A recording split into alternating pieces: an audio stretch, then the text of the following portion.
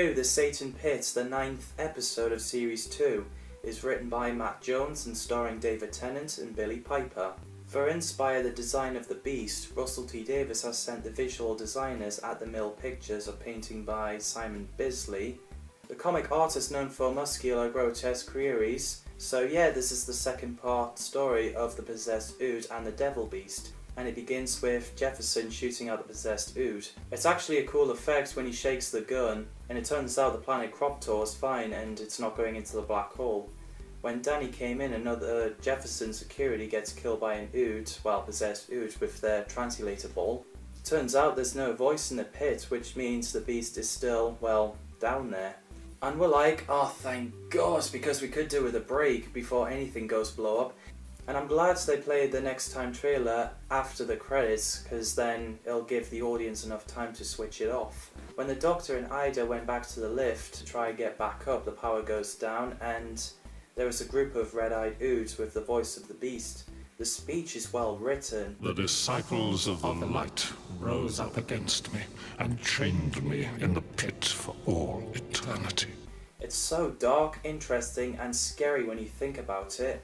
We find out Captain Zach Flane is scared of command. Jefferson is haunted by the eyes of his wife, which I have no idea what's been happening between the two.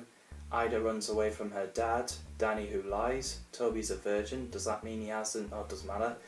And what they say about Rose is that she'll die in a battle very soon, which is a great setup for the Series 2 final. The valiant child who will die in battle so very soon.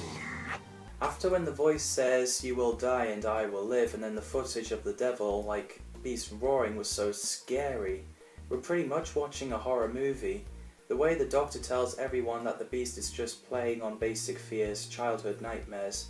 The beast is alone, but we are not, and we can fight it together. That handled really well, and yeah, he got interrupted when 10 Mile cable got snapped and the communication is down. So yeah, the Doctor and Ida are stuck down there in the planet's surface. Which is not bad for the Doctor because he uses those cables to get down to the pit to find some answers. When the cable went as far as it goes, the Doctor is like, I can survive 30 feet. When he's just like, just tell Rose, oh she knows. Oh, she knows. Doctor, you there? I like the relationship between the 10th Doctor and Rose. They made a great teamwork. When Ida tries to stop the Doctor but it was too late, he fell into the pit. When I first watched it, I thought he was dead. I was like, no! But later on when we find out that he's alive and well, the glass on the helmet broke, but that's alright because there's oxygen down there. At least the glass didn't cut the Doctor's face. I love the running, crawling scene in the tunnel where they were getting away from the Ood. That's a great scene. Shame Mr. Jefferson dies as he risks his life to give Rose, Danny and Toby time to get away so they can go to the Ood habitation so they can put it on basic 0 to knock them out. Thank you, sir.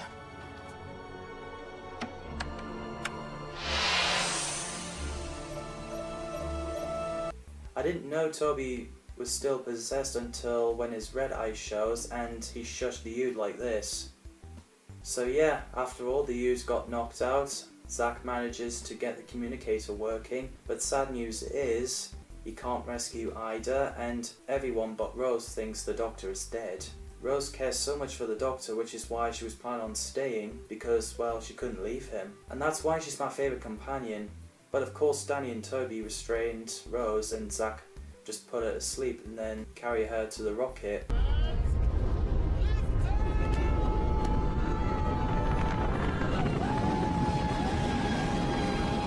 When the Doctor sees the beast, he's so terrifying, the effects holds up really well.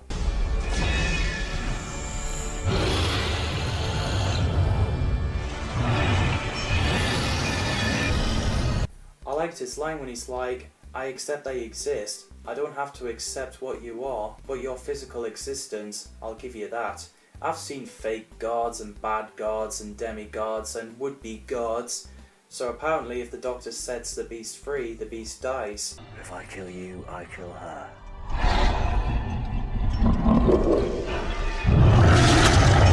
But the planet goes down and the rocket won't able to escape the black hole. But because the Doctor believes in Rose, he smashes both glowing vase, and, well, yeah, the rocket is about to head for the black hole. As a result, the Beast gets burned to death, Toby's in possessed form again.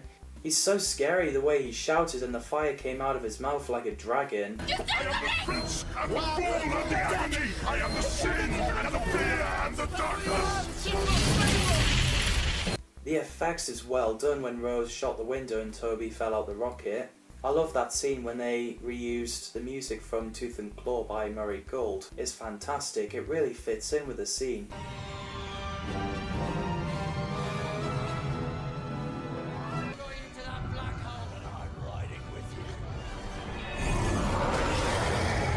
Luckily, the Doctor manages to find the TARDIS and saved Ida and everyone in the rocket.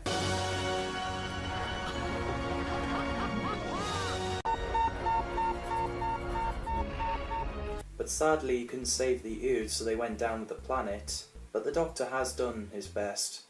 It's great to see Rose and the Doctor reunited. As I searched up on Wikipedia, according to the DVD commentary, the final scene in the TARDIS where the Doctor says the stuff of legend was the last major scene shot for Series 2 and the last to feature Billie Piper.